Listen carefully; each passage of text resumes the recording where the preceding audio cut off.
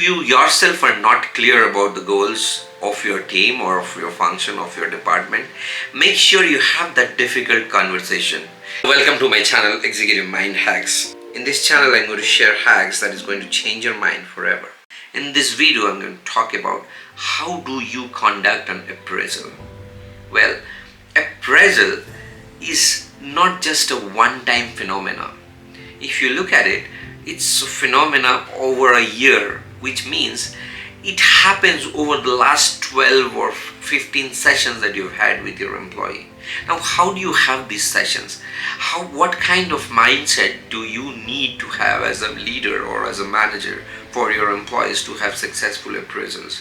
What are some of the barriers of successful communication? I'm going to talk about all of this in this video. Let's get started. So, appraisal usually happens towards the end of the year, the annual appraisal. But in between, you're going to have multiple check-ins, and some organization will have mid-year appraisal, wherein you let the person know whether that person is moving towards their goal in the right way or not. So the first thing that you need to make sure that you are doing with your employees is to set goals. Now, when setting goals, try to understand their core values. Try to find out what they truly want to do. There is no value in getting someone to do something that they are not made for. And it is your responsibility as a manager to unearth those strengths and skills so that they are able to contribute to the fullest and there is a passion. I remember Steve Jobs saying that if you do not have any passion about the thing that you're going to do, the challenges that you're going to get through your work is going to bog you down. And the only thing that will help you keep going is the passion, that irrational passion that you have for doing something that you really love to do. So once you have spent a good amount of time discussing about the person's strengths and qualities and what that person really want to do, make sure that you now classify them and align them to the goals of the organization. Now, it's very important that you clearly articulate the goals of the organization as a leader, and this is where most leaders struggle. If you yourself are not clear about the goals of your team or of your function of your department, make sure you have that difficult conversation. And I'm going to make a video on how does a difficult conversation look like.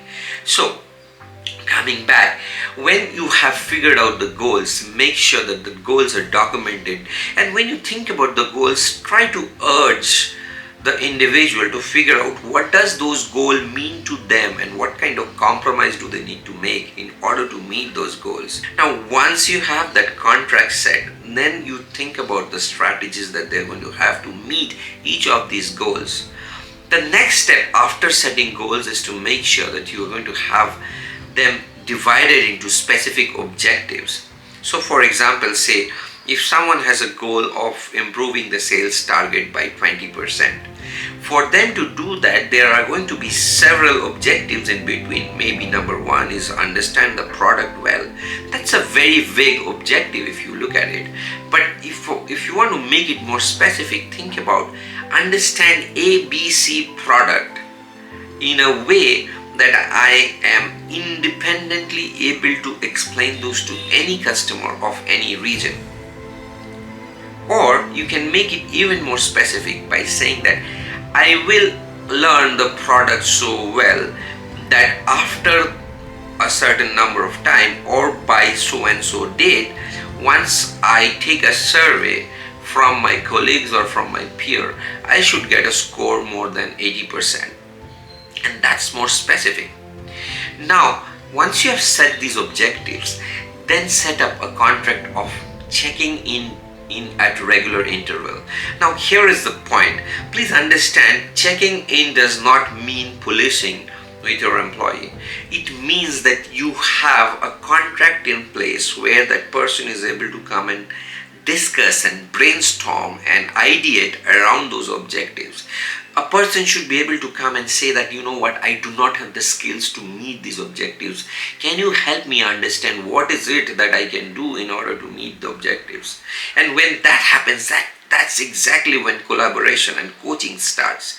Now you're going to understand that person's skill and challenge them to come out of their comfort zone and find out what it is needed in order to get those skills, in order to meet those objectives.